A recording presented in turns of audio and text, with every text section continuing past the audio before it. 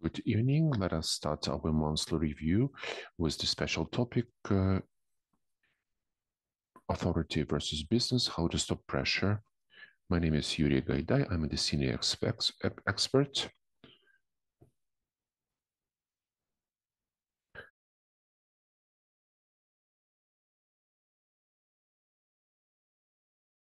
Your comments and questions can be left in Q&A or chat. Also, it's possible to use the simultaneous translation, and we have from this simultaneous interpreter, to whom I'm very grateful. We're doing this together with the German economic team. The media partner is the Economic Truth, Ekonomiczna Prawda, and I would like to shortly explain to you the structure of this event. First of all, we'll present to you the review of the Ukrainian economy in January, which is prepared by the Center of Economic Strategy. And within 15 minutes after that, we'll have a special topic discussed. We have the panelists invited: Roman Vashchuk, Business Ombudsman; Anna Derevyanko is the Executive Director of the European Business Association; Yaroslav Zheleznyak, First Deputy Chief of the Verkhovna Rada Committee on Issues and Monetary Policy; Malyuska, Minister of Justice; and Serhiy Pozniak, entrepreneur, veteran of ATO, and member of the movement Manifest 42. But first of all, I would like to give the floor to Gary Palushkin, the manager of German economic team in Ukraine. Gary, please, the floor is yours. Many thanks. Warm welcome from Berlin. My name is Gary Palushkin. It's a great pleasure for me as the project manager for Ukraine of the German economic team to introduce today's webinar, which is a continuation of the joint cooperation between the Center for Economic Strategy and the German economic team. The German economic team is an economic policy advisory project financed by the German Ministry for Economic Affairs and Climate Action, and has been active in advising the Ukrainian government and state institutions for more than 15 years. This webinar provides an important opportunity to discuss the state of the economy, which is a regular part of this event, as well as today's topic, the role of business environment and state interventions. The business sector is complaining about the jure and de facto state burdens on its activities, while issues on tax or custom policy, on laboratory conditions have been mentioned many times. The recent case related to Concorde Capital goes on top. At the same time, domestic and foreign investment are critically needed for Ukraine to boost its economic growth potential. Therefore, the business environment is an important value to be improved. I'm very delighted that CES has brought this topic into today's agenda, and I look forward to listening to the contributions by the high-level panelists. Thank you very much.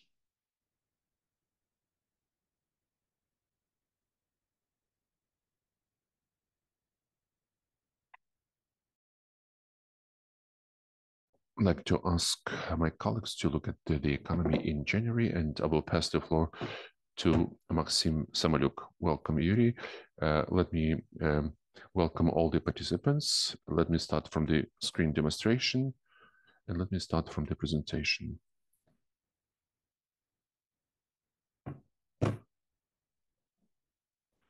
So from the first, let us look at the macroeconomic trends that took place with the Ukrainian economy. At the macro level, based on the results of 2023, the GDP grew by 5.7%. That's better. At the same time, NBU says that the further growth or the improvement of GDP will slow down in 2024 and further. First of all, because there are certain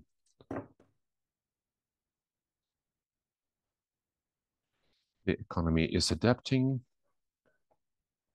Also, the environment is remaining not very stable and not very safe based on the results on the evaluation of NBU. The main factor that should be prevailing in next 2025 would be the decrease of the security risks.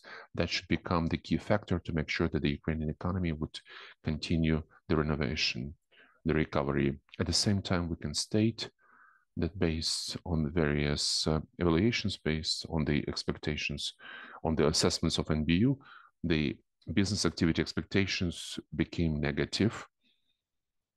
Business expectations fell until 41. This is one of the lowest indicators throughout the whole full-scale invasion, and less as in the beginning of June, when NBU started to measure this indicator. Several months after the beginning of this, it was only worse last winter during blackouts. All sectors reported negative expectations. Over the last months, the situation worsened and worsened, and the worst expectations are coming from construction, irrespective of the fact that exactly the construction guys had biggest positive ones. Now it has significantly changed, vice versa.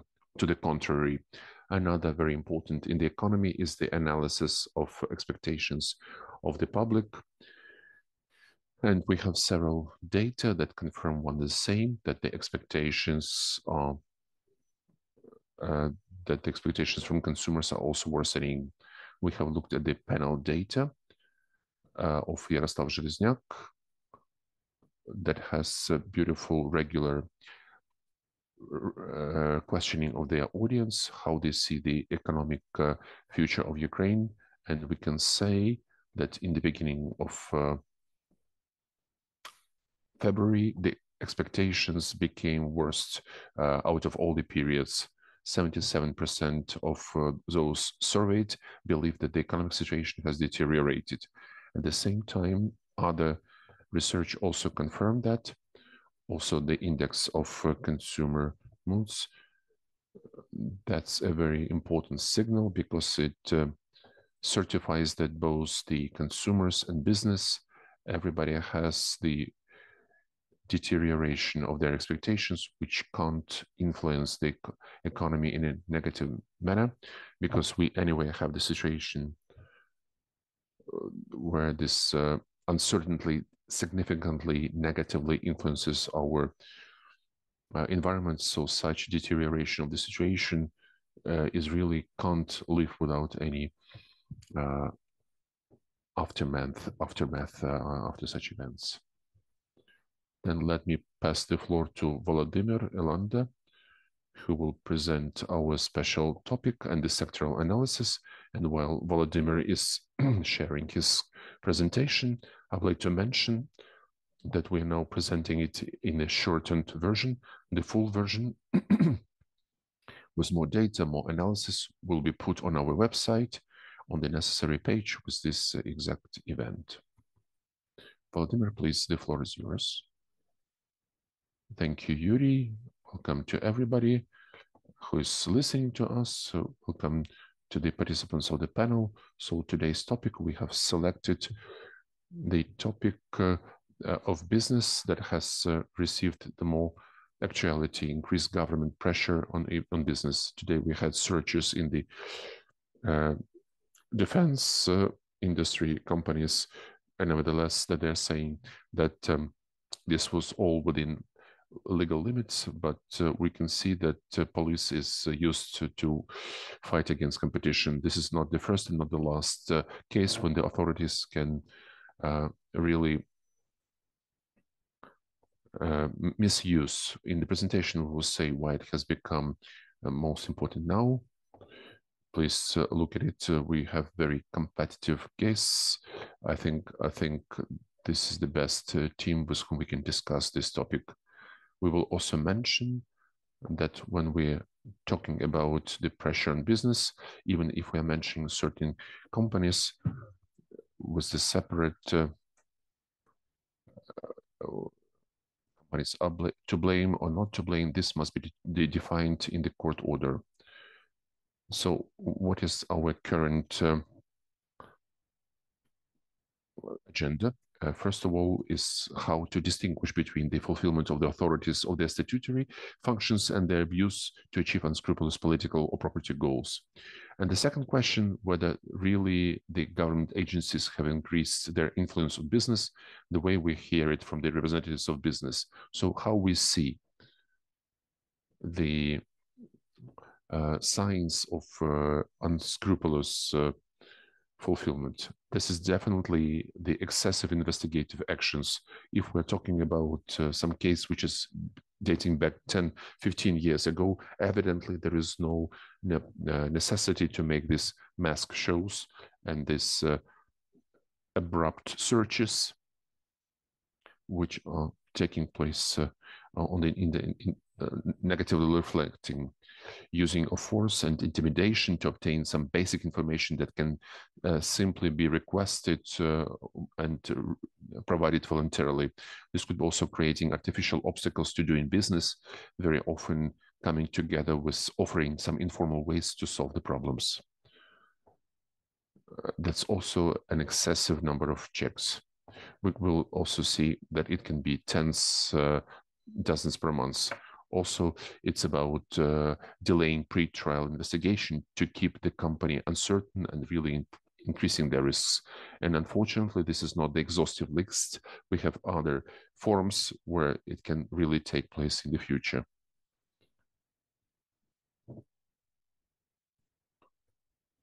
You remember the chronology.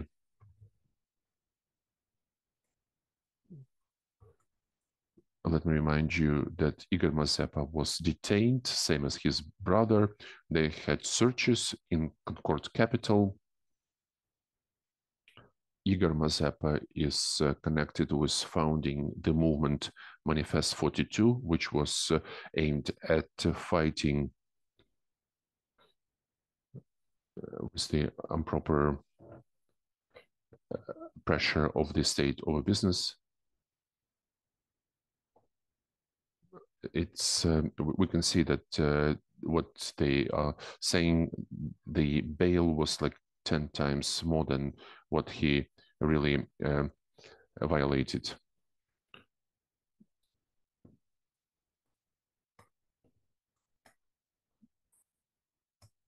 Everybody has said, including Volodymyr Zelensky, that everybody understands the problem and they have proposed certain ways to resolve this.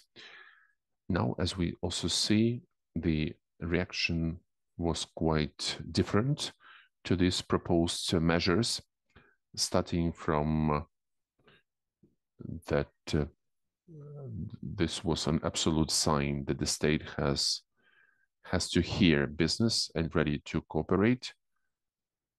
That it would not take place until a very contrary viewpoint, that it's a full profanation and there will be no real steps made.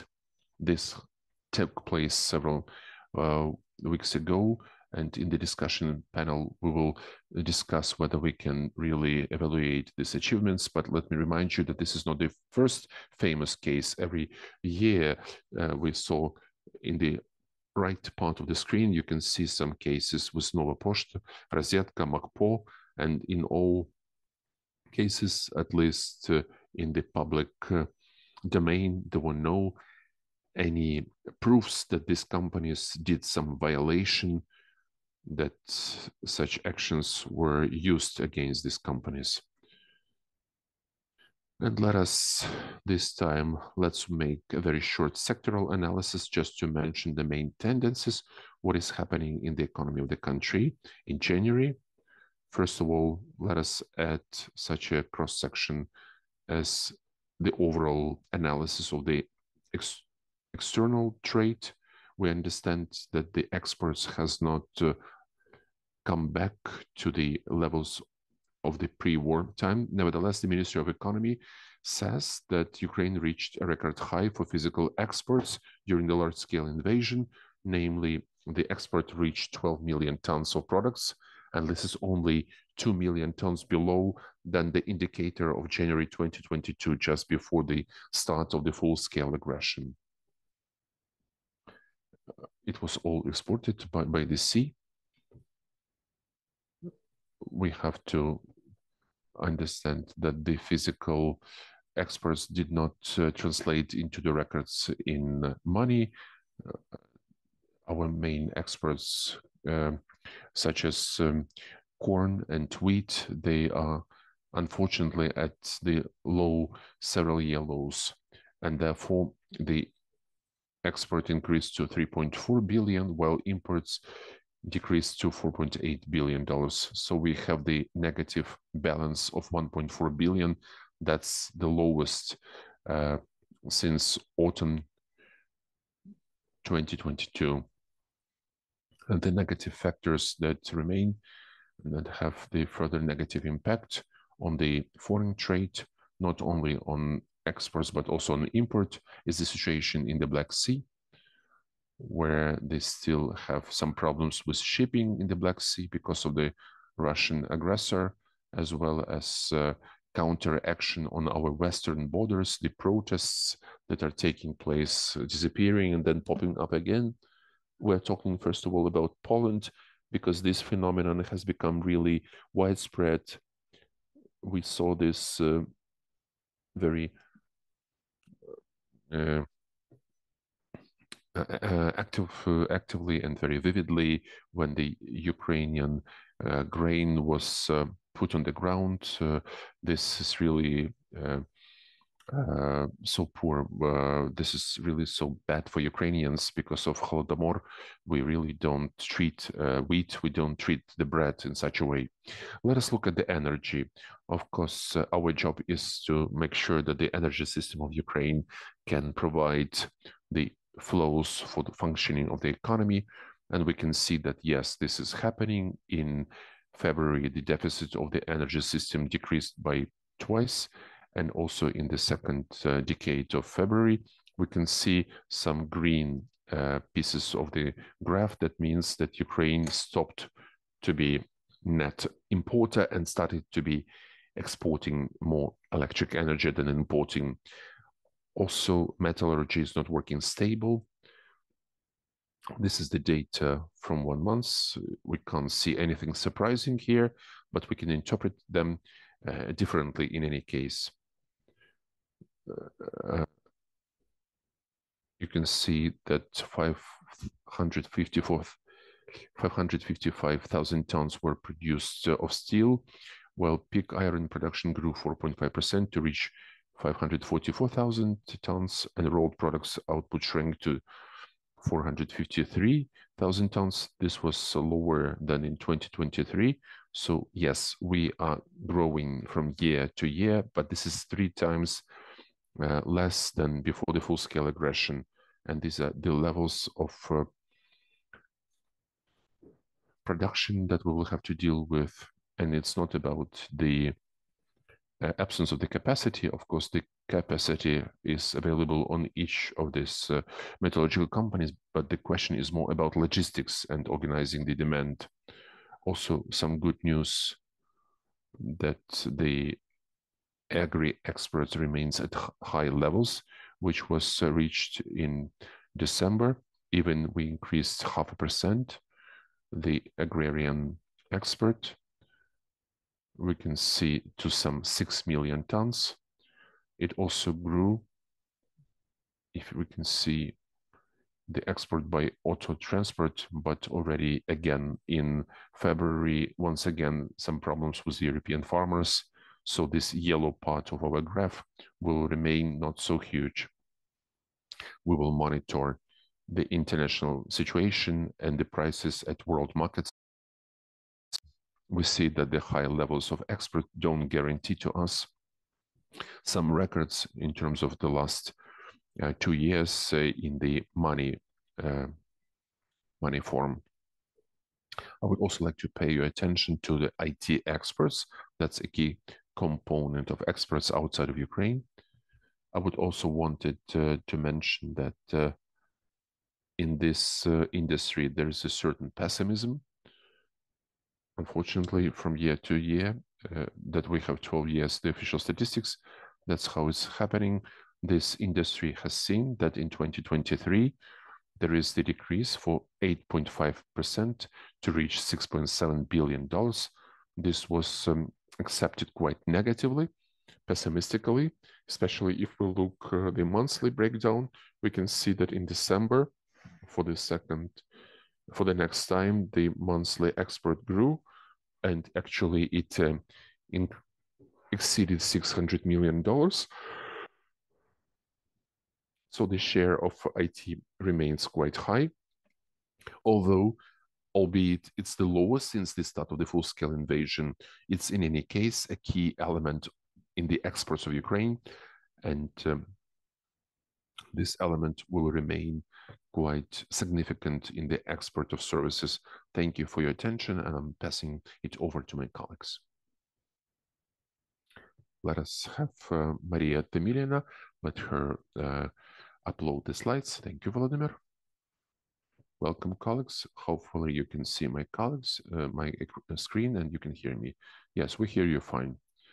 First of all, let us look at the monetary policy, what exactly happened over the last months. First of all, let's start from the key rates. The key rate has remained the same at the level of 15%. And the main job is to keep the exchange rate stability and to reach certain targeted indication next year. We can see that the 3 and 12 months deposits have remained at the same level. Inflation slowed down to 4.7%. The main reasons were the increase of the offer in certain food products, also the decrease of fuel and lubricants, and also decrease of utilities. If we talk about the international reserves, they fell by 5% to over $38.5 billion. The main reasons were the lower receipt of the international assistance and a number of foreign currency interventions that the National Bank has had to do. Also, the overall volume of international reserves is equal to 5.1 months of import coverage, which is more than the minimum level. It's very interesting to see what is the situation like in other European countries. And if we look at the graph, on the right, you can see that our volume of international reserves is quite high compared to other international countries, our neighbors, irrespective of the fact that we see the slowdown of international assistance. The leader is Switzerland. It has 22 months of import coverages. Then comes Norway, but we are on quite a significant position, 11. Now let's talk about hryvnia. What was happening in it? Again, in January, we saw the devaluation of hryvnia. On the 9th of January, the official hryvnia rate reached 38.3, a new historic low. Then it started to reevaluate, and now it's at the level of 37.8 per US dollars. Let's come to the banking sector. In the end of 2023, we saw still the increase of deposits, both from households and businesses. The volume of deposits for households was growing faster than those of businesses. It is expected that in the first quarter of this year, it will start to decrease. This is already seen. In January, the national currency deposits were minus 3.2%. That's the biggest decrease. In terms of loans, lending, the demand has grown, especially from large businesses and also in foreign currencies. The lower interests and the need for working capital investment drove this demand. Throughout the first quarter of this year, the bank are expecting a further rise in demand for business loans. Affordable Loans 579 program, they are more than 1/3 of the hryvnia corporate loans. The main users remain agricultural, wholesale, and industry. What concerns the lending rates, the stability of the key rate has made it possible for increase in lending. The remaining rates remain quite high for households versus businesses because of the high weighted average interest rates of unsecured loans. What concerns the non-performing loans, the banking sector at the 1st of January 2024, this indicator was 37.4%. That's 0.4 percentage points less than last year, and the overall NPL decreased by almost 10 billion hryvnia. First of all, this was the growth of the loan portfolio. Despite the ongoing war, lending has continued. And other reasons for the decrease in NPL already include corporate debt restructuring, improved debt servicing, and write-offs of non-performing loans to individuals. And also, I would like to pay your attention to the liquidity in the banking system. It's on the highest level, as at the end of January, the balances constitute 226 billion. That's 96 billion more than last year. If we look at this, that's like 70% plus. The main reasons for such an increase in liquidity are the government's significant rise in spending, which went beyond the intervention made by the NBU, and the seasonal increase in the cash flow towards the end of the year. In 2024, we can expect liquidity to rise again due to the government's planned high spending. Also in the next years, because of the budget deficit financing decrease, with the help of international aid, the liquidity of the banking system will gradually decrease, but nevertheless, it will remain at quite a significant level. Also, I would like to apologize. We had certain problems with reflection of the graph. When the presentation is published, you will see it much better. That's all from my side. I'm passing the floor to my colleague. Thank you, Maria.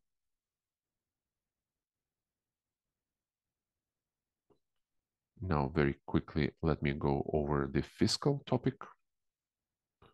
In January, Ukraine received just $400 million of foreign financing from Japan.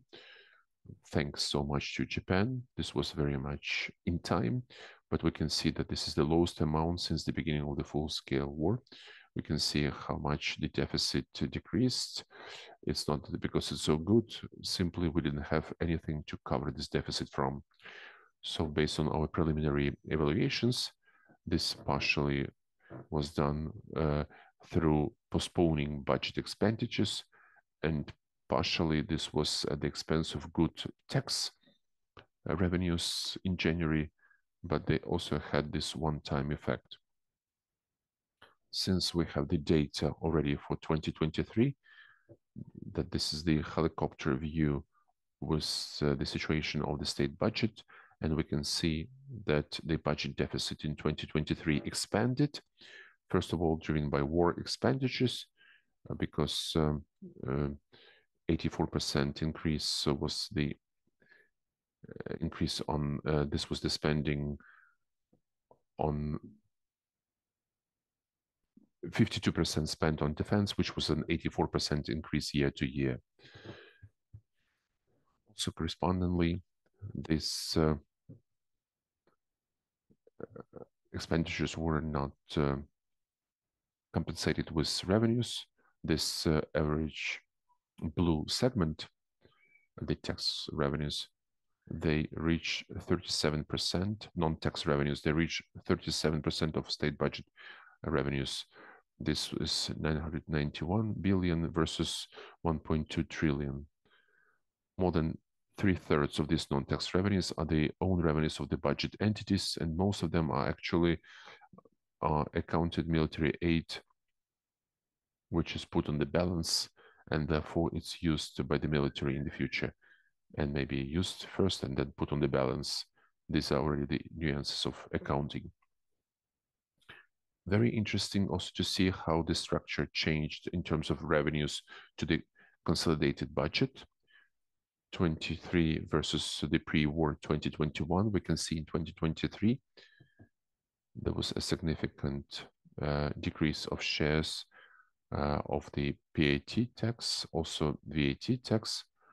The first place is now the PAT, which is a significant component of the state budget and local budgets, and will stay as very important in 2024. On the second place, there were grants in 2023, and also good revenues from VAT, from domestic VAT, from the products and services produced in Ukraine. We can explain this partially with the decrease of the share of compensations. So the net revenues grew. Apart from that, there is a certain strength of this revenues is explained by the state expenditures. It really acts as a fiscal stimulus. We can see this on the upcoming slide. But in general, we see that the most of the sources for the revenues grew compared to 2021, less than the indicator of the cumulative inflation accumulated over 2 years. Some even fell, and that's very clear because the economy is suffering a lot from the war. It's very interesting. You can look at it in more detail later. Let me move further. The tax revenues in January, 107.4 billion hryvnia. We can see a jump from the internal domestic VAT, and it can be explained with two reasons. First of all, it's significant defense spending in December. Part of this were the advances to some local businesses, and that has increased their tax obligations.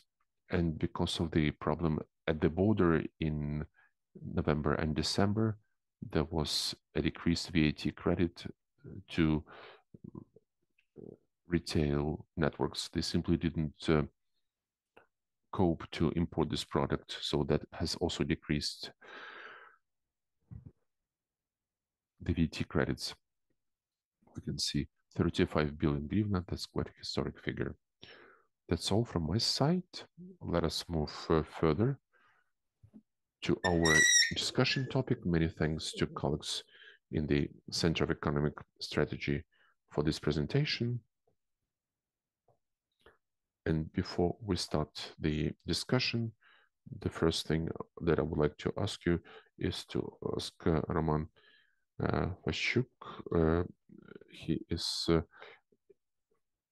Roman Vashchuk is having not a day because of the difference in time, and there are two questions which I wanted to ask to set up the pace. The first quote is quite easy. Everybody has the right for whatever is not prohibited, and the state has to provide defense protection in this. That's Article 42. Business brings gigantic mechanisms of positive selection in the conditions of real, not artificial competition. The business creates the private initiative, own capitals, and own rooted capitalists inherit these strategies and create the conditions to work for really a long time. And we see that there is a lot of competition, and the business associations are trying to adhere to some strict standards. That is sometimes business is not very widely heard, and this is very much used by the toxic part of the state, the ones who want to create the value coalition and to really fight them separately. This is from Yevgen Glebovitsky's quotations from the Revolution of Dignity. The searches that are taking place, the Ballistica military company, so we see some assumptions that this was stimulated by the competition. And in my opinion, in the civilized European country, such assumptions should not appear in the first place. And here we have two questions. One is philosophical, and the other one is very practical, which I can conditionally pose to each speaker. because they have given us the objective to discuss this. A very philosophical question, whether today's relationship between business and authorities, is it really this status is very much foreseen, or we are trying to come up with something new, or whether these changes have already been here. What we should do immediately so that the fair working business would not suffer, so that the state would not jeopardize, and that the economy would be a good, stable background for the defense forces. I would like to pass the floor to Roman Vashchuk, Business Ombudsman in Ukraine, and I would like to ask panelists to target some 10 minutes of your time to make sure that after your reports, we would have some more time for Q&A. Thank you. Many thanks, Mr. Kaidai. It's very interesting quotation that you have given. It brings me back in our very quick moving life to the discussion, and I know that some people present on this call participated, whether there are at all any white companies in Ukraine. And in addition to this, a lot of stories that your guys are white. What kind of white are you talking about? Definitely there were some anti-institutionality of social networks said that nobody even recollected that this compliance and integrity and compliance network, the problem is like this, as far as I'm concerned. The state, in order to keep their leverages of influence, I mean, not even the whole state, but some single players on behalf of the state, they actually promote the culture of non-compliance. It's when we made consultations with the members of these networks, what we have heard from them, if this question arose, is that the state, with the best of their intentions, the state doesn't give the certification of compliance. It is trying to keep for itself every time the possibility to put on a hook the company or to engage into law enforcement mechanisms. Maybe somebody who is present can also give this example. I'm searching for a company in Ukraine that would get a certificate from the tax office, maybe a letter of appreciation for fulfilling all tax obligations. I hope that somewhere such company does exist, and we would be very happy to hear such examples. But what we are hearing much more often from people,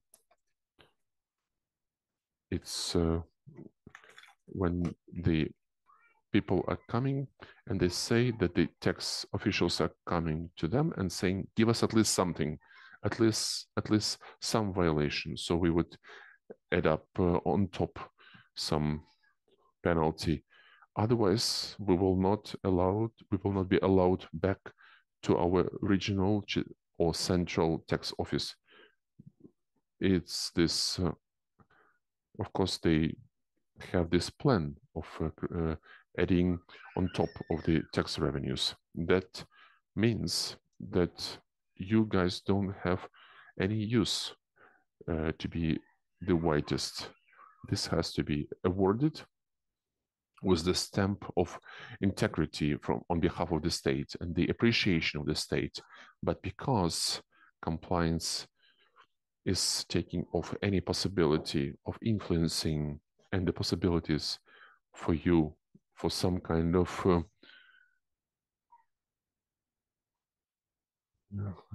to keep you, then the compliance is being afraid. And because of that, we have this huge prospects for misuse within the law enforcement activity. Because psychologically, we have such a basis.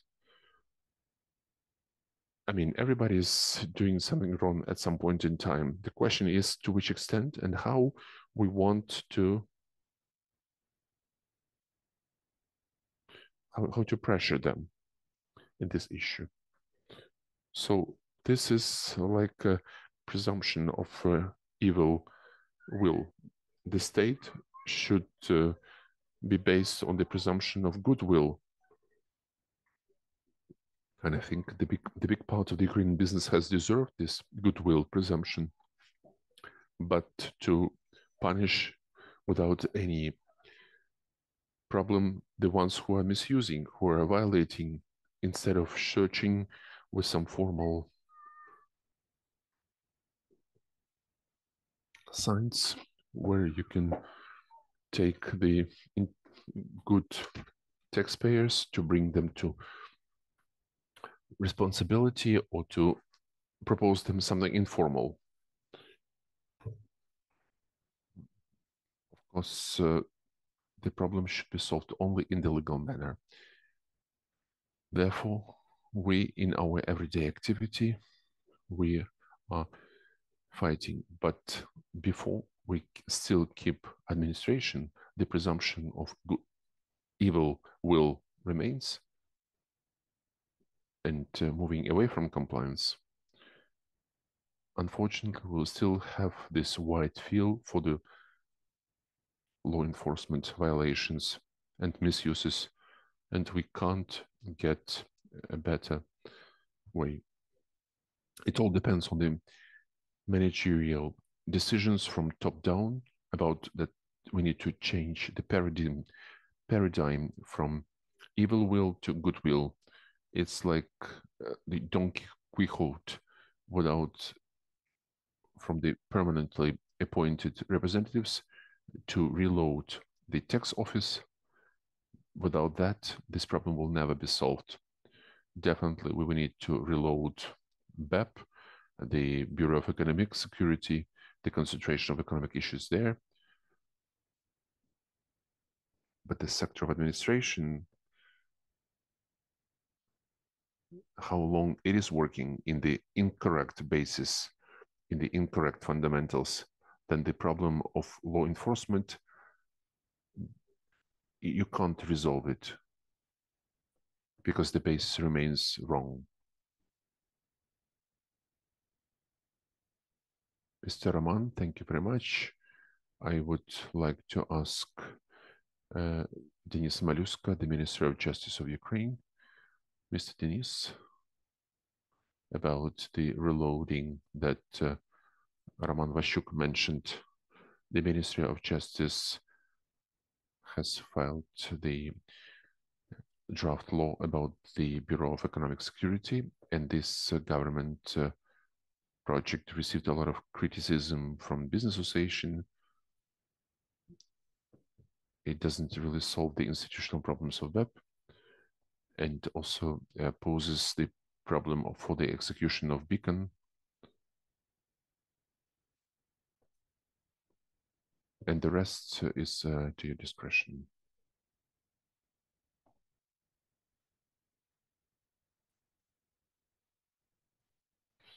Let us come to the second part. Formally, that doesn't really comply, or does it comply? Yes, it was criticized by a lot of business communities and organizations. Yes, by some, yes, but some organizations do support it. So let us keep the myths separate from the reality. Yes, this draft law means the reloading of the management of these institutions and reattesting. This is the difference from the parliamentary initiatives. Again, there are pluses and minuses of the first and the second option. Possibly the parliamentaries would agree with the parliamentary draft laws related to the additional attestation of such employees maybe later, but the key story here goes like this. which I wanted to pay attention to, is the practice of implementation and how to move forward. Evidently, I don't see now how we can find or change 2,000 employees of web with some qualified, integral owners that will not take bribes, which is the consequence of the effective reattestation. We don't have such people. Nabu has, for instance, a huge HR crisis. They are not coping with selecting people, because to find people who would go to the law enforcement bodies, we have a lot of patriots, a lot of decent people who would be working at the front. I'm not trying to decrease or overemphasizing the problem. The problem is the HR deficit is quite felt in the law enforcement bodies. So how to find these new thousands of people who can be trusted? And I don't simply understand. I'm quite skeptical about it. What I also don't like this reattestation is what it added before. It was finished with massive reinstatements by courts and millions of compensations. I don't know who actually calculated how many funds were paid by the prosecutor's office to those who were supposedly illegally fired. That's a very sensitive topic. If we are able to sort it out, not after the war, but now, I would really love to have that. But there are certain nuances. I wouldn't want that this reattestation would be ended, that one bumps should be changed with other rednecks. What concerns the crisis or not the crisis, what there has been a splash of activity, of comments, of fights with the business.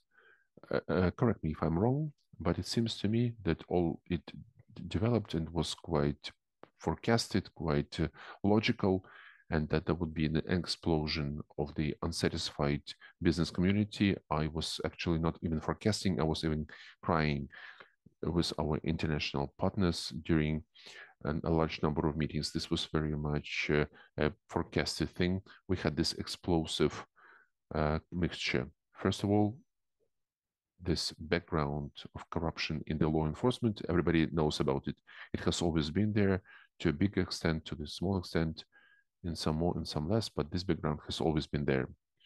What has been added? The second factor, which is important. Number two is that the business that would work honestly in Ukraine, it becomes automatically incompetitive in the majority of cases. So if you want to be competitive in the framework of the Ukrainian investment climate, you will have to go into this gray zone. So these loud stories that we have heard earlier or later, somehow this is unfortunately, remember that when they were registering land to students, to ATO members, if you dig quite good, you can find a lot in many businesses. That's what we have in terms of the economic and cultural ways of life, where this fierce competition was simply people are registering their business to thousands of private entrepreneurs who work in the same company. They have received this competitive advantage, and we saw that this was not working well. The number three, which is important during the war, the economy was like this before the war. During the war, it has contracted, the private sector. And the law enforcement remained, and they have remained the same now versus to what they were before the war. So for such economy, we had this many law enforcement. For such a small economy, the same amount of law enforcement, everybody has felt it.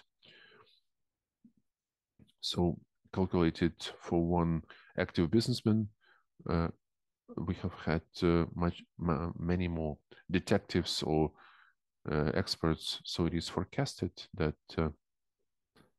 the microscope through which the actions of business people is analyzed, this microscope has become much more effective and much more clear.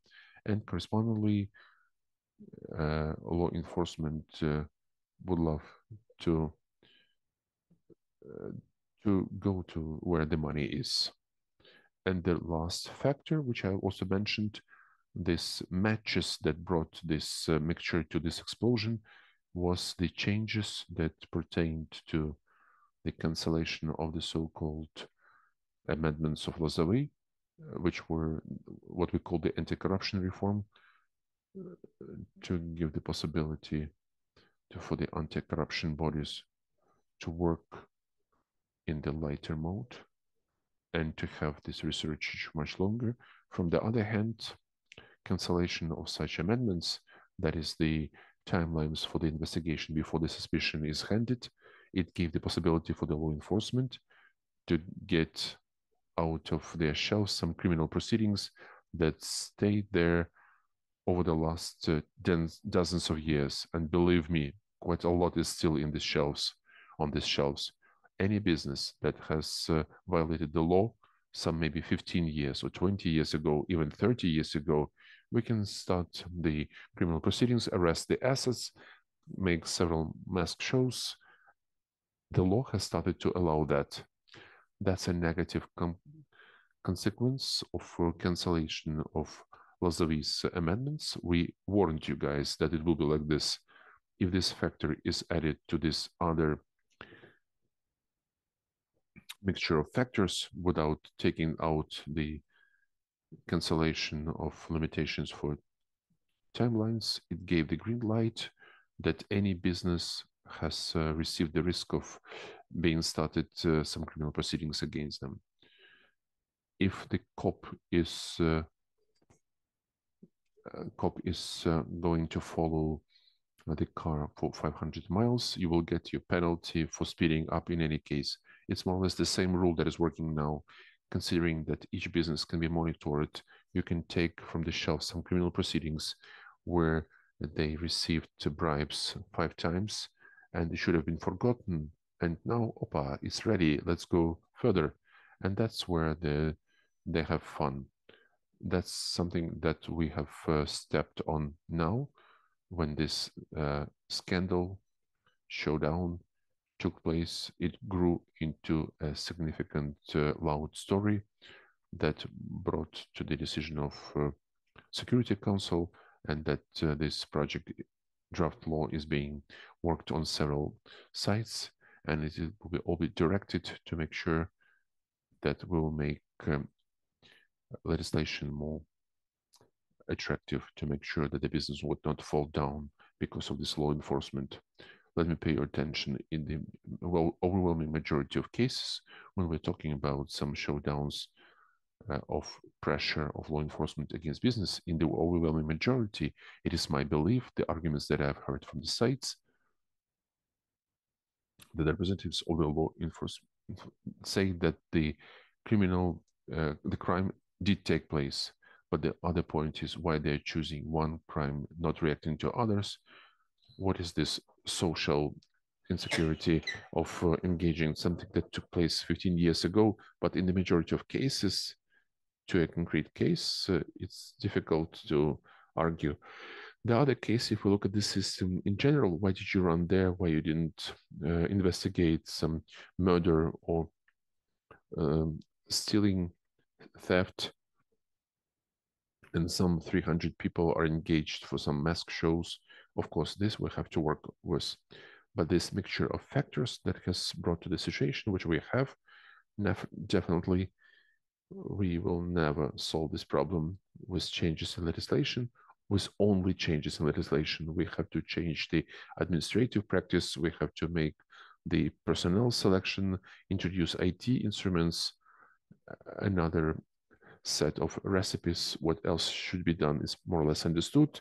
Very difficult job in front of us. We will try to make this work implemented together with business associations, with parliamentaries. Definitely this will not be easy, but we don't want to have the projects of the previous governments, Maski Stop Show 1, Maski Show Stop 2, Stop 3, Stop 4, and then the law enforcement was able to go around and still get what they wanted. So this mixture of factors can lead that we can finally find the compromise and everybody would be happy. But we have to understand that we have this burden of the previous violations, and we have to do something about it, because if the crime did take place 7 years ago, 10 years ago, doesn't matter. The law enforcement will always have the legal right to take out the proofs and punish. Maybe we could return this Lazavi's amendments back. Somebody is proposing to have the amnesty of crimes, maybe to cross some red line, after which everybody will be working honestly and not to use any schemes. Some compromise is definitely necessary in order to focus the law enforcement system, because now they have the field of possibilities to catch anyone. And they're working with this until they are placed in some framework where they would work differently. That's what seems to me how it should look like. And possibly in case somebody has any alternatives, I would really love to hear your opinion. Thank you so much, Mr. Dennis. You have described very interestingly the problem from the inside of the system or from the side of the system, how you formulate it. Before we move further, I would really love to distill your vision, maybe 2 key steps, maybe 1 step. What needs to be done now to make sure that the situation would improve? Because you're saying that's important to work also with personnel, but this draft law on BEP, it brings along the re-attestation to a later period of time. So the question is where to find such staff. Again, if the BEP detective has a salary of 80,000 hryvnia, and if they have the possibility to have this reservation, it seems to me to find professional lawyers with the necessary experience, I think this could be easily achieved. Maybe I'm mistaken.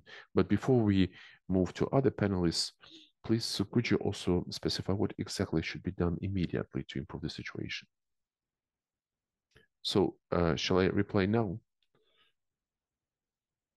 What needs to be done immediately? It's the mixture of factors which we should do. First of all, definitely we need to move with our draft laws. Some is already developed, some is still not. We are also contacting business associations and inside the state authorities. One of the initiatives from the business community, which I like a lot, is to set up time limits on the arrest of assets, so we would not have limitless arrests of accounts, property, production facilities. There should be some limits. That's a small but quite one of the good bricks that we could build up the system that would oppose this.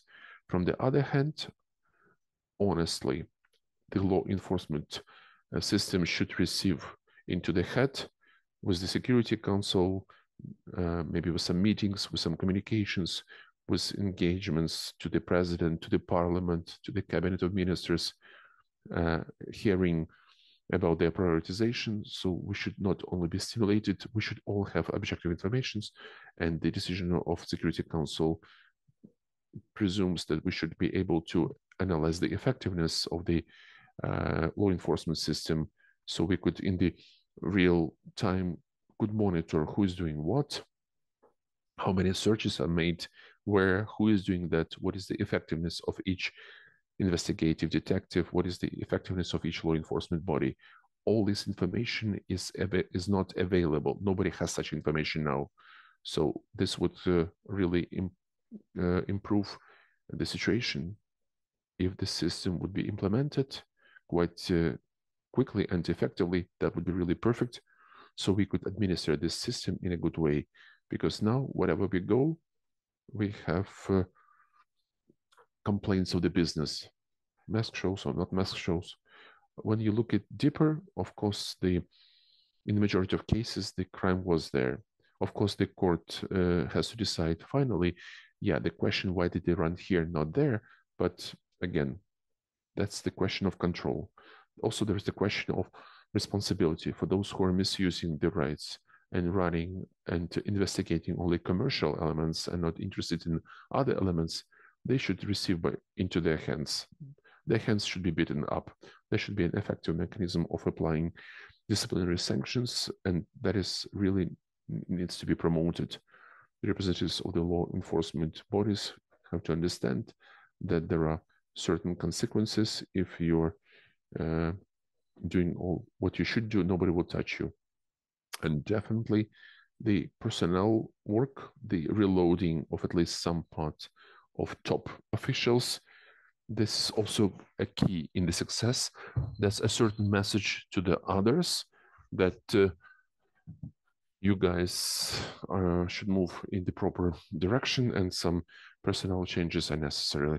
But I'm not expecting that all of a sudden, immediately, something will become really cool and will skyrocket. All of it should be the evolution process, slowly, but the system should become better.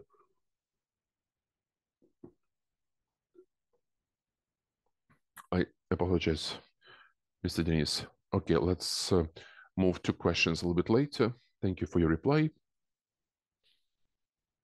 Summing up, okay, we need some point-to-point changes in legislation. Also, what you mentioned about the arrest of accounts. It's also mentioned in the chat, transparency and monitoring of data for investigative bodies. And sometime along the road, they should receive into their head. I would like to pass the floor to Mr. Zheleznyak, first deputy head of the tax committee of the Verkhovna Rada and the author of the alternative draft law on reloading of BEP. Yaroslav, please, the floor is yours. Good afternoon, colleagues. Let us a little bit put some evident facts into our discussion. We had really a story with the pressure of the law enforcement. It had changed because for the first time in the history of Ukraine, it happened that on one telephone, which is in the office of the president, in a very specific deputy, Mr. Tatarov has concentrated authority on the BEP, SBU, General Prosecutor's Office, and National Police. That never has happened in such a way and has never been the case in the history of Ukraine. Number two, because during the war, considering all the peculiarities of the war and the martial law enforcement has received too much authority. And number three, considering a very weak institutional capacity, including the cabinet of ministers, and also the parliament, we have fully lost any control and any responsibility of the law enforcement system. I enjoyed a lot the position of the Minister of Justice about calling to the parliament. I am the person who called 1 week ago with the official vote of the parliament, the head of SBU for some, he just didn't show up. That's what concerns the controls. Earlier, the law enforcement guys never were really capable of some reforms. Now it's absolutely absent. I don't understand what exactly is our general prosecutor is doing. Of course, we have some achievements in our international activity, but the work of the general prosecutor, I don't see at all. And I really am sorry that this appointment was done also with my voice. Again, what minister has said, during the war, really, the economy has shrunk. That's a very evident fact. But if we as economists perceive this as the economic fact, the law enforcement say that's the shrinking of the feeding base. It's very evident now, considering the decrease of these flows. I mean, their cars have not become worse. And it's not the businessmen who are sitting in the expensive restaurants. So they have come to the business. And we can see that there is a huge lack of punishment. Nobody was punished for this biggest case. If there are changes, is called punishment. Something has gone wrong. And believe me, we have a lot of such cases. And that's why some half a year ago, the system is coming to a point. And the last fact, take into account that the forces of the law enforcement are increasing, so they went to the economy. Look at these appointments in customs, look at the state companies. Who is proposed as governors? That's all law enforcement. The system has felt it, and we have to increase the feeding base. That's where the problem is. And if they signed it somewhere some months ago, that's not possible. What has to be done with this? We should start from the above.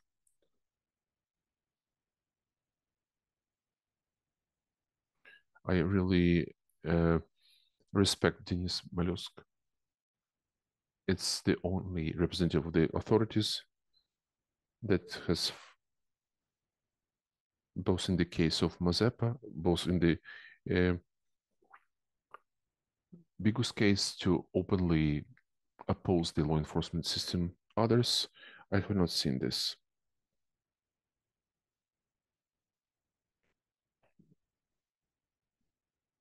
With a lot of respect to Mr. Minister. And that profanation that we have received in the parliament, we are not going to take. Never. Because it's best to rip the law. While Mr. Tatarov is in the office of the president, they will be managing BEP. That would be most honest.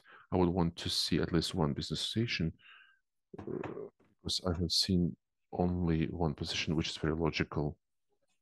Now, briefly, what is not right with the law? It's not right that we can't hire people to BEP, because when we created, we had 597 resumes, and only 100 were allowed to the competition. They were taking out who was not approved by Melnik. It's about quality and quantity and how they have done it. So somebody who was monitoring this, we have this phrase, somebody who's monitoring, who's supervising, and we found it out later, Mr. Gmerin.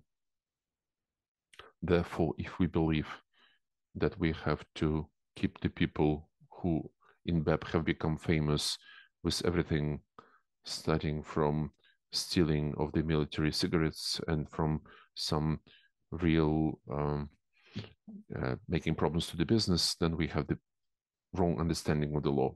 I don't see any problem to have the people, new people in BEP, because they wanted to hire 4,000 people this year. They fought until the last moment from the amendment where we have limited them. Again, we don't have the law of reloading. Let's honestly, this will not happen overnight, unfortunately, to keep the people who have paid for their appointments and who were appointed without competition, and they can't speak a few words. Then let's liquidate BEP to begin with, if we want to at least save some money for the country. Number two, about the compliance to some international obligations. With all respect to the minister, but this imitation of this active operation, it's nothing. It's really nothing. It's not obligation. I think the ambassadors of G7, of IMF, the ambassadors they will make it out loud. They will make it public. Number three, I'm very much sure that this draft law was prepared not in the government, and even if the government would want to publicly say that it's their law, I apologize, we will not approve this law. You had 3 years to make it possible, anything even to a point now, and to have a good competition for BEP. Like in many issues, the government decided to walk away from this. So many thanks to a lot of associations like Manifest 42, European Business Association, Ukrainian URB, who are supporting us. We will concur this with our respected business associations, and that's a good logic. We also will concur this with our international partners, with people who gave their legal authority to the office of the president. With these people, we will not concur anything. Number three, good news. Yesterday, there was a project that was concurred with internationals that all of us have developed it. We wrote it ourselves, and that's where I coincide with the Ministry of Justice in order not to repeat what happened in the Office of General Prosecutor when they are reinstating everybody. The text has become much bigger, but we also wrote it in such a way that even if all our beautiful reformers in brackets in the Office of the President remain in their positions, and our committee will promote that, and we will make it voted. Those who will be calling the fractions and approving the voting, this will be the beacon of IMF and World Bank violated. So you can't even expect us to do anything wrong about it. I truly believe that our next stage should be the change into the criminal procedural code. I would absolutely agree to many things about the right for arrest, but why I have not seen it in the changes that are supplied to the parliament. But good news is that my colleagues from other fractions, we have filed these changes. There are 3 draft laws. Each of them will be exactly not do worse. It will do much better. Apart from apologize from this government one, I don't want to talk even and discuss with the engagement of the business ombudsman who says that it's shit. So the Entrepreneurs Council, the business associations can prepare these changes. Number 3, which I suggest that we should do, I think that's the only option which I suggest that we should do. I don't believe that we will have the independent Office of General Prosecutor. While I see they are like the government, they gave all of their possibilities and all of their authorities to the Office of President. I believe that it's time to create about some economic prosecutor. That's the only possibility to make a good prosecutor overview of economic crime. We have the experience and it's not bad. And it definitely could be applied. It will not be worse, apart from several actors of our current reality who are controlling the law enforcement officials. Yaroslav, I apologize. One more minute, please. I believe that the time has come to go over the history. If you have a high tax load, if you have the integral business, you don't have to be checked. And the idea of this club of the integral business, this idea is already there. And I think it should be implemented as soon as possible. To Roman Vashchuk, I don't know if it's possible. I know that exactly now the Taxation Committee is really preparing the certificates of appreciation as the best taxpayers. I'm not protecting. I also believe that the taxation office at the customs should also be reloaded. But colleagues, finalizing, let's not make any opinion that we don't understand any situation. my honest feedback. Over the last 3 days, I received 4 calls where SBU is trying to squeeze away business. 4 unrelated parties who are not connected. So we can make a good look that it's amendment of Lazavi, but the answer is in a very different sphere. There are decisions, some of them are political. Thanks God, depend a lot on Parliament, and the Parliament, unlike other bodies, at least in our committee, we are not going to give away our authority, although some guys in the office of president would want that. I would really love to ask you to get together and to have at least 3 law BEP changes into the criminal procedural code and creation of the special economic prosecutor's office. I think we have all the chances taking into account the international support. Yaroslav, thank you so much. There will be possibility after other panelists say, maybe we can come back to this. Allow me to pass the floor to Serhiy Pozniak, who is the entrepreneur, who is the veteran, who is Manifest 42 chairman. Serhiy, good evening. I know that Manifest 42 planned the protest action against the pressure over business. It was cancelled after when your civil movement stated that the authorities went alone and made some good steps. This was 2-3 weeks ago. Do you see any other confirmation that the authorities are making some other good steps? What is your opinion from the side of the entrepreneurial community? First of all, I would like to thank Yaroslav Zheleznyak and other guys for your principal position in the development of cases, where Manifesto 42 is doing the Mazepa case. The international partners have found this phrase Mazepa Gate. I would like to thank Roman Vashchuk for the communication. We see each other quite often, and with Denise, we are seeing each other to the 2nd day in a row. Therefore, it's very important that we have such a communication. But let me go over some concrete facts to show you the context of the Ukrainian. I am actually the veteran of ATO. I'm the acting military in this full-scale war.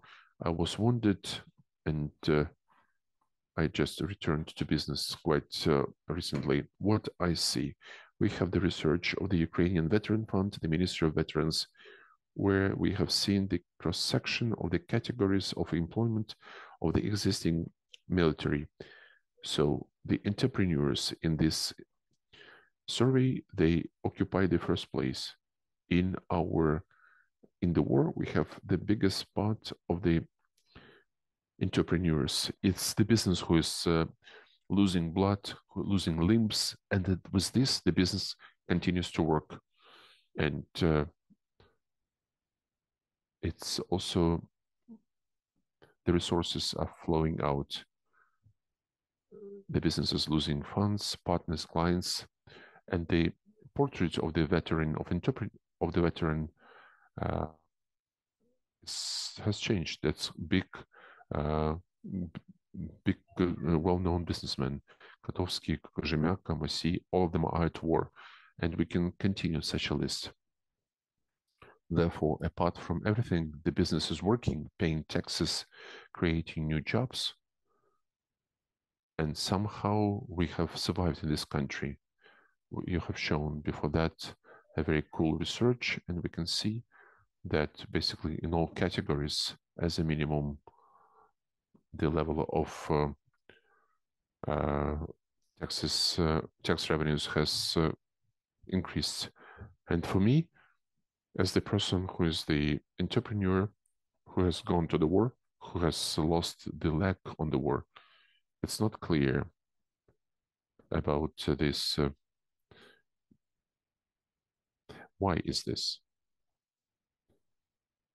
Why we are treated like we are enemies? Possibly, as Mr. Roman said, we have so many cases. I'm not saying that the business is holy. It's not the state should receive the certificates. The business should receive these bonuses, some premiums, and to define among the state authorities some law enforcement to the most loyal people. We should look at the facts, how these facts were to improve the situation. I don't even remember how many times we had these mask shows. It just doesn't work. We have had 1, 3, 4. In any case, again, mask shows continues to contrast the legislation, irrespective of the legislation. They continued it even now. Next, the previous attempts to resolve the pressure on business through changes in accountability. Fully a failure. In 2023, SBU, 200 cases.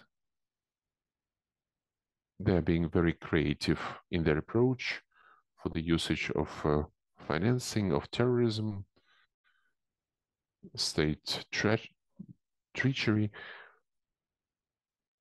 This Deber that doesn't have any attitude towards business.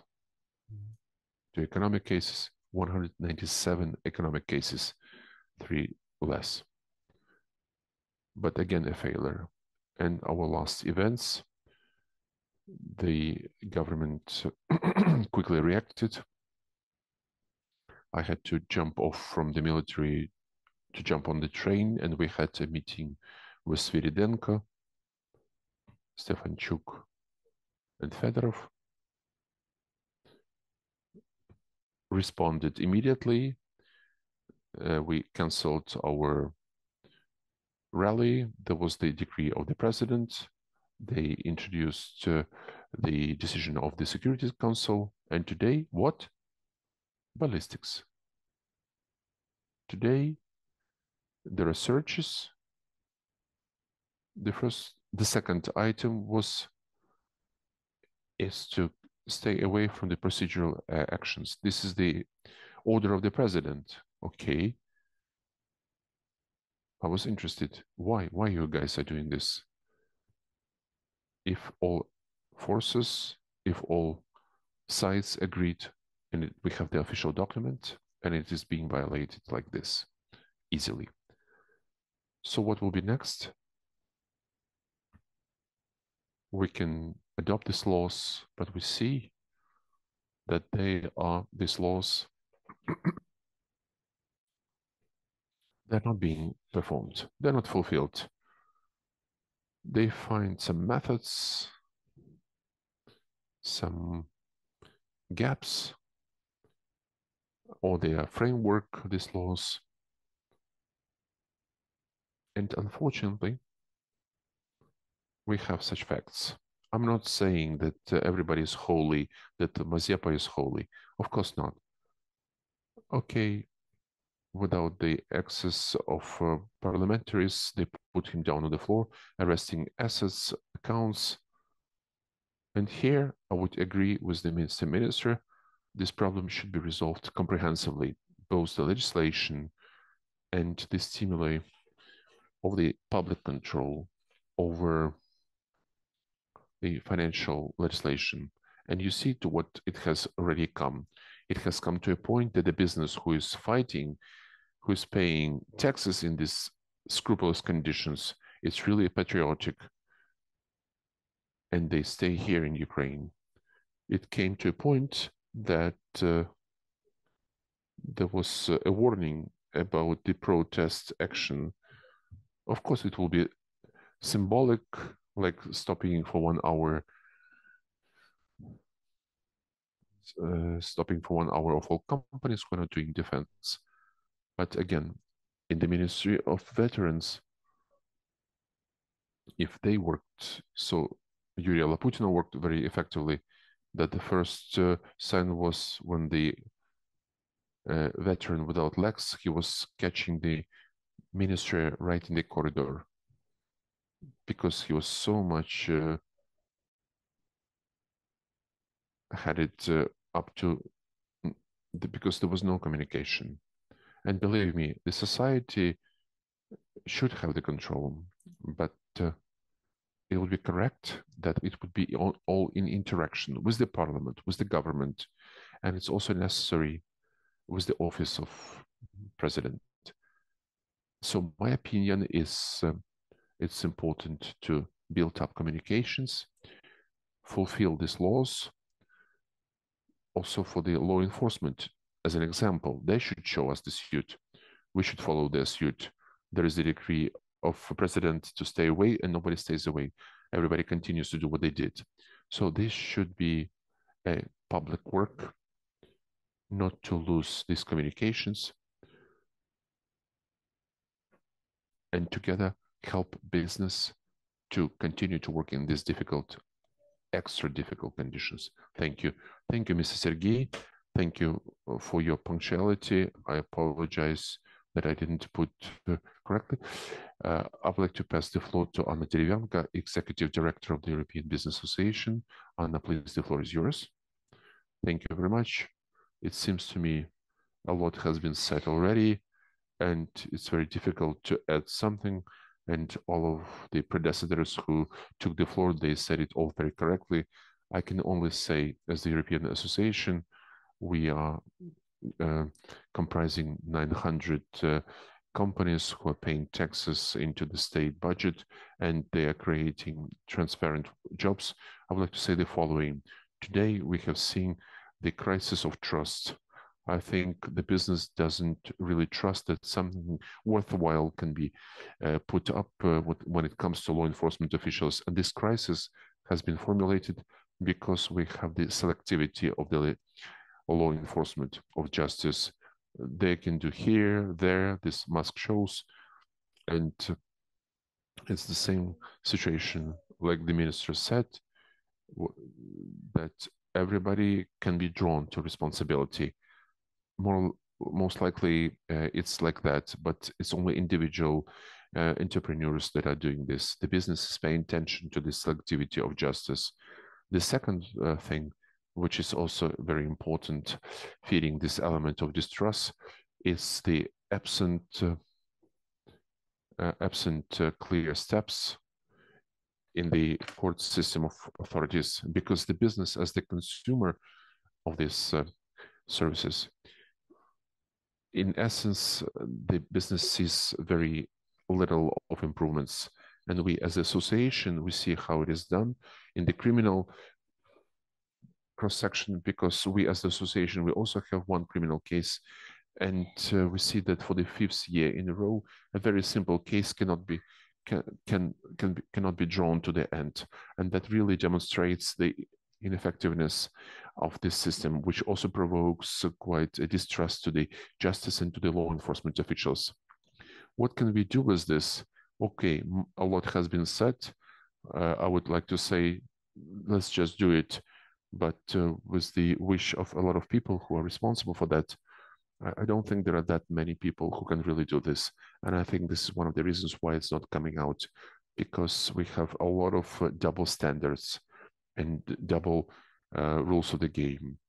And while they continue to exist, that it will be difficult to build up the adequate law enforcement system and system of justice.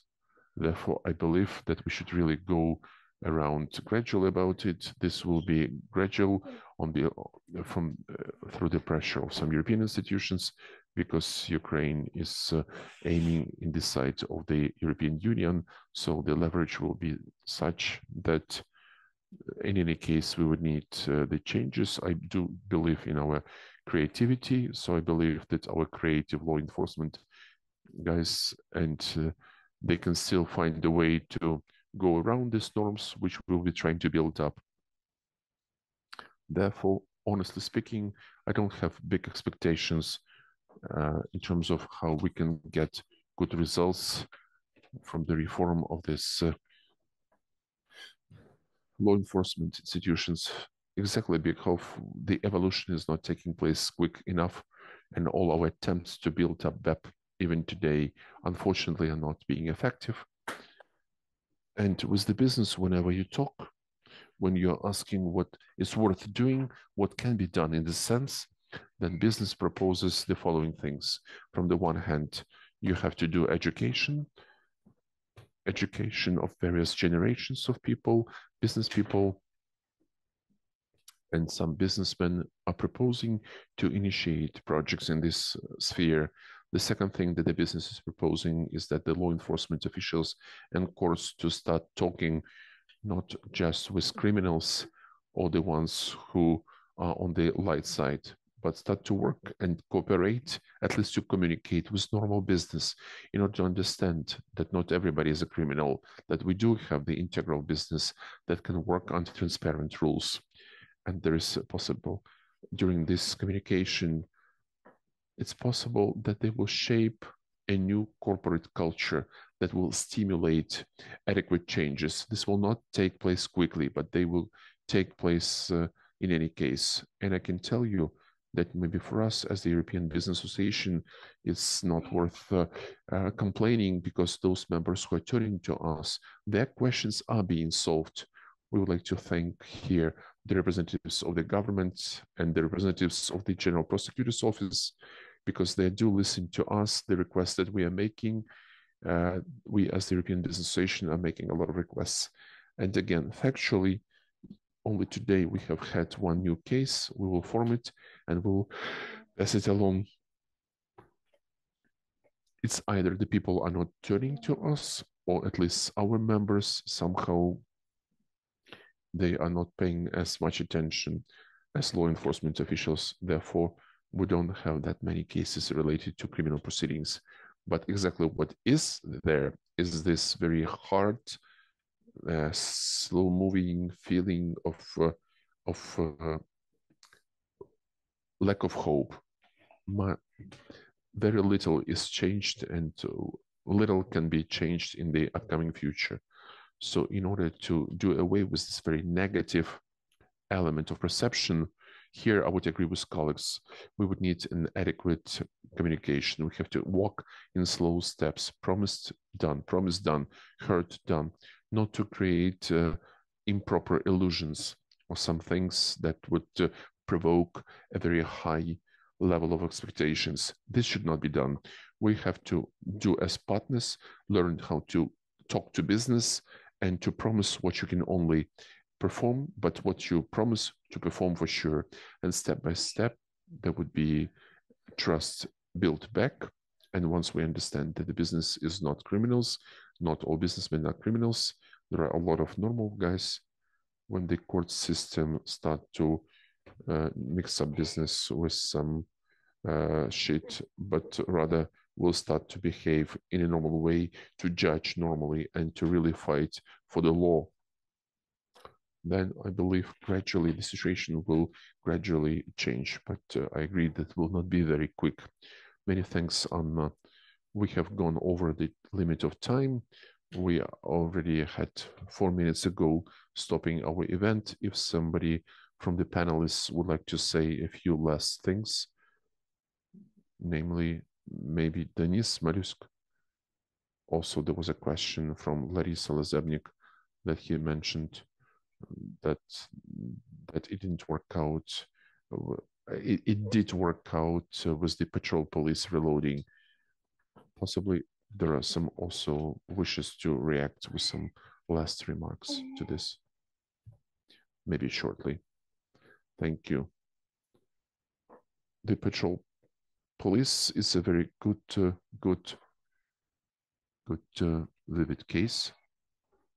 Regarding the patrol police, yes, everybody remembered this quite a successful case. But what is the problem? Why this is a different story? First of all, it was before the war. We now have different reality regarding people, and people who have left and those who are at the front. So the realistic level of HR has really changed. This is felt by the private sector and the state sector. Then from the other hand, to take somebody from the street, and you have the new patrol, the BAP detective or the judge or the prosecutor. It's just not working like that. These are the people who need to be grown up, and to work with them not for 1 year. Correspondingly, that's a different story.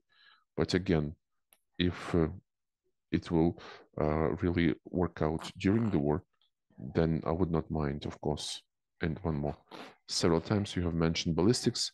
Yes, this story is not very pleasant, but from the other hand, if we look at the Telegram channel from ballistics, we can see that the owner of the business, it's not exactly classical mask shows. This guy is, in principle, doesn't have any claims over the law enforcement. This has been done quite in a civilized manner. The business is working, and in the opinion of the owner of the business, this was a step from some competitor. So I would like to attract your attention that we have a lot of things. We are absolutely for the cooperation, that everybody would help everybody, and together we can come with this light side of the front. I think we definitely have to improve what we have. Thank you, Denise. I see the Yaroslav Zheleznяк's hand. Let me say very briefly.